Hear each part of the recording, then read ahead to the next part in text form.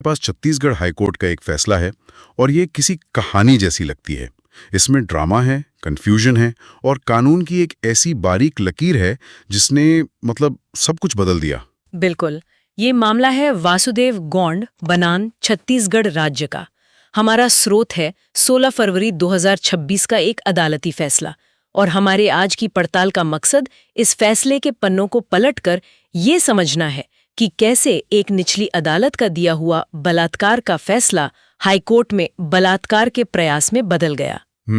ये कानूनी प्रक्रिया के उन बारीकियों को दिखाता है जहां सबूत, गवाही और कानून की व्याख्या एक तरह से एक दूसरे से टकराते हैं। और यही इसे दिलचस्प बनाता है। ये सिर्फ एक केस की कहानी नहीं है, बल्कि ये समझने का एक मौका है कि अदालतें कैसे काम करती हैं, कैसे एक गवाह के मुंह से निकले दो अलग अलग बयान और एक डॉक्टर की रिपोर्ट में लिखी एक संभावना किसी की जिंदगी के कई साल तय कर सकती हैं। तो चलिए इस मामले की गहराई में उतरते हैं। सबसे पहले ये कहानी शुरू कहां से होती है? अभियोजन पक्ष का आरोप क्या था? तो कहानी 21 मई 2004 की है। अभियोजन पक्ष यानी प्रोसिक्यूशन की कहानी बहुत सीधी और गंभीर थी। उनका आरोप था कि वासुदेव गोंड नाम के एक व्यक्ति ने पीड़िता को, जो उस वक्त घर में अकेली थी, जबरदस्ती अपने घर में खींचा। अच्छा। और वहां उसकी मर्जी के खिलाफ उसके साथ यौन संबंध बनाए। और जहां तक मुझे याद है, आरोप सिर्फ यहीं तक सीमित नहीं थे, मामला इससे भी आगे गया था। हाँ, आरोप था कि इस घिनौने काम के बाद आरोपी ने पीड़िता के हाथ पैर रस्सी से बांध दिए, उसके मुंह में कपड़ा ठूस दिया ताकि वो चिल्ला ना सके, और उसे कमरे में बंद कर दिया। जी, और उसे अपने घर के एक कमरे में बंद कर दिया। तो यहाँ दो बड़े आरोप थे, एक बलात्कार का और दूसरा गलत तरीके से बंधक बनाने का। ये तो बहुत ही संगीन आरोप है। तो जब ये मामला निचली अदालत यानी ट्रायल कोर्ट में पहुंचा, तो वहां क्या हुआ? फैसला क्या रहा? मामला धमतरी के अतिरिक्त सत्र न्यायाधीश के पास गया। कोर्ट ने तेजी से सुनवाई की और लगभग 1 साल के अंदर 6 अप्रैल 2005 को अपना फैसला सुना दिया। निचली अदालत ने अभियोजन पक्ष की कहानी पर पूरी तरह से यकीन किया और आरोपी वासुदेव गोंड को दोषी करार दिया। और सजा? सजा भी आरोपों की गंभीरता के हिसाब से ही थी। भारतीय दंड संहिता आईपीसी की धारा 376(1) यानी बलात्कार के लिए 7 साल के कठोर कारावास की सजा सुनाई गई। 7 साल? जी, साथ में 200 रुपए का जुर्माना भी लगाया गया। और जो दूसरा आरोप था, धारा 342 यानी गलत तरीके से बंधक बनाने का, उसके लिए 6 महीने के कठोर कारावास की सजा दी गई। अदालत ने कहा कि दोनों सजाएं एक साथ चलेंगी। ठीक है। तो निचली अदालत ने उसे दोषी ठहराया, 7 साल के लिए जेल भेज दिया। लेकिन कोई भी फैसला सबूतों पर ही टिकता है। अभियोजन पक्ष ने आखिर अदालत के सामने ऐसा क्या रखा था जिससे वो इस नतीजे पर पहुंचे? उन्होंने कुल 19 गवाह पेश किए, जो काफी बड़ी संख्या है। हाँ, और उन 19 गवाहों में सबसे अहम थी खुद पीड़िता, जिन्हें कोर्ट के दस्तावेजों में PW1 कहा गया है। उन्होंने अदालत में अपनी गवाही में पूरी घटना को विस्तार से बताया, कैसे उन्हें खींचा गया, कैसे उनके साथ जबरदस्ती की गई। उनकी गवाही ही इस पूरे केस की नींव थी। अच्छा, तो यहीं आकर गवाही में एक ऐसा मोड़ आता है जिसने शायद पूरे केस की दिशा ही बदल दी। उनकी गवाही में एक बहुत बड़ा विरोधाभास था, है ना? बिल्कुल, और ये कानूनी मामलों में अक्सर निर्णायक साबित होता है। जब पीड़िता से जिरा हुई, यानी डिफेंस के वकील ने उनसे सवाल जवाब किए, जिसे हम क्रॉस एग्जामिनेशन कहते हैं, तब ये विरोधाभास सामने आया। अपनी मुख्य गवाही में उन्होंने कहा था कि आरोपी ने अपना गुप्तांग उनकी योनि में डाला, लेकिन जिरा के दौरान उन्होंने एक जगह कहा कि आरोपी ने अपना गुप्तांग लगभग 10 मिनट तक उनकी योनि के ऊपर रखा था, लेकिन उसे अंदर नहीं डाला। 1 मिनट, ये तो बहुत बड़ा अंतर है। एक बयान कहता है प्रवेश हुआ, दूसरा कहता है नहीं हुआ। कानूनी तौर पर तो ये जमीन आसमान का फर्क है। अदालतें इस तरह के विरोधाभास को कैसे देखती हैं? क्या ऐसा हो सकता है कि किसी घटना के सदमे की वजह से किसी को ठीक से याद न रहे? ये एक बहुत ही संवेदनशील और जटिल सवाल है। मनोवैज्ञानिक तौर पर ट्रॉमा याददाश्त पर असर डाल सकता है और अक्सर डालता भी है, लेकिन कानून को जो रिकॉर्ड पर कहा गया है उससे काम करना होता है।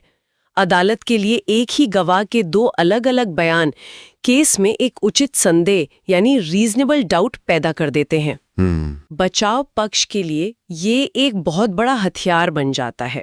वो ये तर्क देते हैं कि अगर पीड़िता को घटना की सबसे महत्वपूर्ण बात ही ठीक से याद नहीं, तो उनकी बाकी की गवाही पर कैसे भरोसा किया जा सकता है। समझ गया। तो इस एक विरोधाभास ने अभियोजन पक्ष के केस को कमजोर कर दिया। अच्छा, बाकी गवाहों का क्या? पीड़िता की माँ और दादा भी तो गवाह थे। हाँ, पीड़िता की माँ कालेंद्री बाई PW2 और उनके दादा कार्तिक राम PW3 भी प्रमुख गवाह थे। माँ ने गवाही दी कि उन्होंने अपनी बेटी को आरोपी के घर के एक कमरे में रस्सियों से बंधा हुआ पाया था। दादा ने भी इस बात का समर्थन किया। उनकी गवाही ने बंधक बनाने वाली बात को तो मजबूती दी। लेकिन बचाव पक्ष ने इन गवाहों पर भी सवाल उठाए थे। उन्होंने एक शब्द इस्तेमाल किया, हितबद्ध गवाह। इसका क्या मतलब है? हितबद्ध गवाह यानी इंटरेस्टेड विटनेस। यह डिफेंस का एक आम तर्क होता है। इसका मतलब है कि ये गवाह निष्पक्ष नहीं है, क्योंकि वो पीड़िता के परिवार वाले हैं और उनका मामले के नतीजे में सीधा स्वार्थ है। बचाव पक्ष ने यह भी दलील दी कि उनकी आरोपी के साथ पुरानी दुश्मनी थी। अब इसका मतलब ये नहीं है कि परिवार वालों की गवाही मानी ही नहीं जाएगी। अच्छा। अदालतें मानती हैं कि ऐसे मामलों में परिवार वाले ही पहले पहुंचते हैं, लेकिन कानून कहता है कि ऐसे गवाहों की गवाही को बहुत सावधानी से परखा जाना चाहिए और अगर हो सके तो किसी स्वतंत्र गवाह या सबूत से उसकी पुष्टि की जानी चाहिए। और यहीं पर केस की एक और कमजोरी सामने आती है, कोई स्वतंत्र गवाह नहीं था। सही पकड़ा। बचाव पक्ष का ये एक बहुत मजबूत पॉइंट था।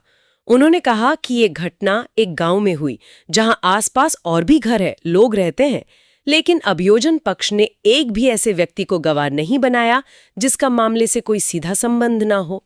किसी पड़ोसी या गांव वाले की गवाही नहीं थी।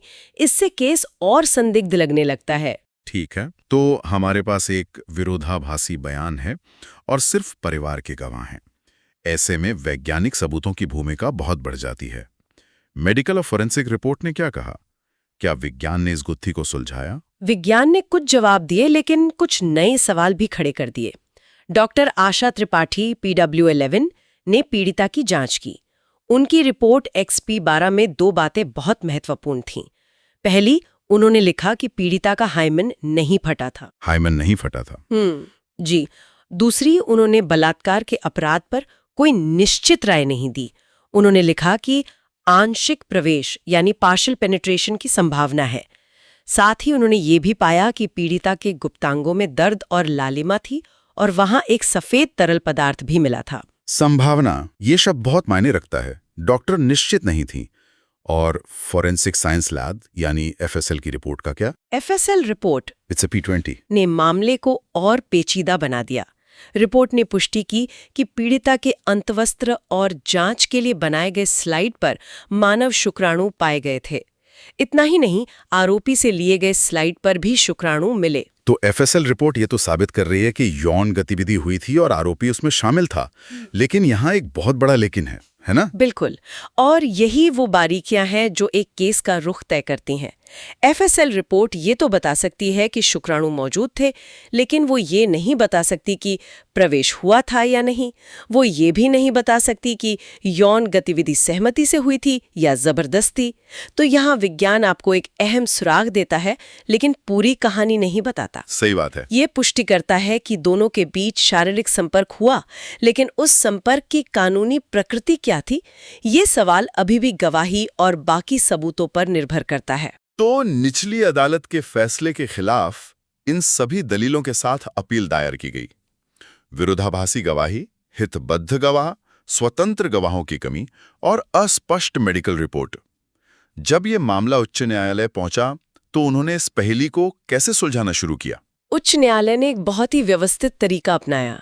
उन्होंने सिर्फ तथ्यों को दोबारा देखने के बजाय मामले की कानूनी जड़ पर ध्यान केंद्रित किया, और वो जड़ थी IPC की धारा 375 यानी बलात्कार की कानूनी परिभाषा, और खास तौर पर वो परिभाषा जो 2013 के आपराधिक कानून संशोधन से पहले लागू होती थी। अच्छा। उस समय प्रवेश यानी पेनिट्रेशन का कानूनी मतलब क्या था, सारा खेल इसी पर टिका था। ये एक बहुत ही महत्वपूर्ण बिंदु है। आज के कानून अलग हैं, तो हमें 2004 के समय के कानून के चश्मे से देखना होगा। उस समय कानून प्रवेश के बारे में क्या कहता था? उस समय की धारा 375 की व्याख्या कहती थी, बलात्कार के अपराध के लिए आवश्यक यौन संभोग का गठन करने के लिए प्रवेश पर्याप्त है। अब सवाल उठता है, कितना प्रवेश? क्या पूरा प्रवेश जरूरी है? अदालत ने इस सवाल का जवाब देने के लिए सुप्रीम कोर्ट के एक ऐतिहासिक मामले का हवाला दिया, उत्तर प्रदेश राज्य बनाम बाबुलनाथ। और उस बाबुलनाथ मामले में सुप्रीम कोर्ट ने क्या सिद्धांत स्थापित किया था? वो फैसला इस तरह के मामलों के लिए एक मील का पत्थर है। बाबुलनाथ मामले में सुप्रीम कोर्ट ने ये स्पष्ट कर दिया था कि बलात्कार के अपराध को साबित करने के लिए लिंग का पूर्ण प्रवेश यानी कंप्लीट पेनिट्रेशन या वीर्यस्खलन यानी इजैक्युलेशन जरूरी नहीं है। अगर लिंग का योनि में मामूली सा भी प्रवेश हुआ है, चाहे वो कितना भी कम क्यों ना हो, तो भी ये कानून की नजर में बलात्कार माना जाएगा। इसके पीछे का तर्क ये था कि कानून का मकसद महिला के यौन सम्मान की रक्षा करना है और उस सम्मान का उल्लंघन प्रवेश के शुरू होते ही हो जाता है। ये इस पर निर्भर नहीं करता कि वो कृत्य पूरा हुआ या नहीं। अच्छा, तो कानून बहुत स्पष्ट है, मामूली सा प्रवेश भी बलात्कार है। तो इस कानूनी परिभाषा की रोशनी में उच्च न्यायालय ने इस मामले के सबूतों को कैसे परखा? वो किस नतीजे पर पहुंचे? यहीं पर केस का सबसे अहम विश्लेषण आता है। उच्च न्यायालय ने खुद से एक सवाल पूछा, क्या अभियोजन पक्ष प्रवेश की बात को संदेह से परे यानी बियॉन्ड अ रीजनेबल डाउट साबित कर पाया है? सही। उन्होंने दो मुख्य चीजों को एक साथ रखा। पहला, पीड़िता का अपना विरोधाभासी बयान, जहां वो एक बार प्रवेश की बात करती है और दूसरी बार मना करती है। दूसरा, डॉक्टर की रिपोर्ट जिसमें बलात्कार की पुष्टि नहीं की गई थी, बल्कि सिर्फ आंशिक प्रवेश की संभावना जताई गई थी। और इन दोनों को मिलाकर अदालत इस नतीजे पे पहुंची कि वास्तविक बलात्कार का अपराध संदेह से परे साबित नहीं हो पाया है। जब पीड़िता खुद ही निश्चित नहीं है और मेडिकल साइंस भी सिर्फ एक संभावना बता रहा है, तो अदालत किसी व्यक्ति को इतने गंभीर अपराध के लिए दोषी नहीं ठहरा सकती। संदेह का लाभ यानी बेनिफिट ऑफ डाउट आरोपी को दिया गया, लेकिन सिर्फ बलात्कार के आरोप के हद तक। लेकिन उन्होंने आरोपी को पूरी तरह बरी नहीं किया, जो कि बहुत महत्वपूर्ण है। अदालत ने माना कि यह बलात्कार का प्रयास था। अब यहां पर एक और कानूनी बारीकी आती है, तैयारी और प्रयास के बीच का अंतर। ये एक आम इंसान के लिए समझना थोड़ा मुश्किल हो सकता है। हाँ, और अदालत ने इसे बहुत अच्छे से समझाया है। कानून कहता है कि किसी अपराध की तैयारी यानी प्रिपरेशन करना अपने आप में कोई अपराध नहीं है। उदाहरण के लिए, अगर कोई जहर खरीदता है किसी को मारने के इरादे से, तो सिर्फ जहर खरीदना अपराध नहीं है, वो तैयारी है। ठीक है। लेकिन जैसे ही वो इस जहर को किसी के ग्लास में मिलाने की कोशिश करता है, वो प्रयास यानी अटेम्प्ट बन जाता है और वो एक अपराध है। तो इस मामले में कौन से कदम तैयारी से आगे जाकर प्रयास बन गए? अदालत ने कहा कि आरोपी का पीड़िता को जबरदस्ती अपने घर के कमरे में खींचकर ले जाना, दरवाजा अंदर से बंद करना, उसके कपड़े उतारना, ये सब सिर्फ तैयारी नहीं थे, ये अपराध करने की दिशा में उठाए गए सीधे कदम थे। ये अपराध करने की श्रृंखला में एक स्पष्ट प्रयास था। और जब उसने अपने गुप्तांगों को पीड़िता के गुप्तांगों से रगड़ा, भले ही पूर्ण प्रवेश सफल ना हुआ हो, ये यौन संभोग करने का एक खुला प्रयास था। क्या अदालत ने इस तर्क का समर्थन करने के लिए किसी और मामले का भी जिक्र किया? हाँ, उन्होंने मदन लाल बनाम जम्मू और कश्मीर राज्य जैसे अन्य फैसलों का भी संदर्भ दिया। उन मामलों में भी अदालतों ने माना है कि जहां प्रवेश साबित नहीं हो पाता, लेकिन अपराध करने का इरादा और उस दिशा में किए गए काम साफ दिखते हैं, तो उसे बलात्कार का प्रयास माना जाएगा। ये सोचना भी अविश्वसनीय है कि एक व्यक्ति की सजा का भविष्य कानून की इतनी बारीक व्याख्याओं पर टिका होता है। तो इन सब विश्लेषण के बाद उच्च न्यायालय का अंतिम फैसला क्या था? उच्च न्यायालय ने निचली अदालत के फैसले को संशोधित किया यानी बदल दिया।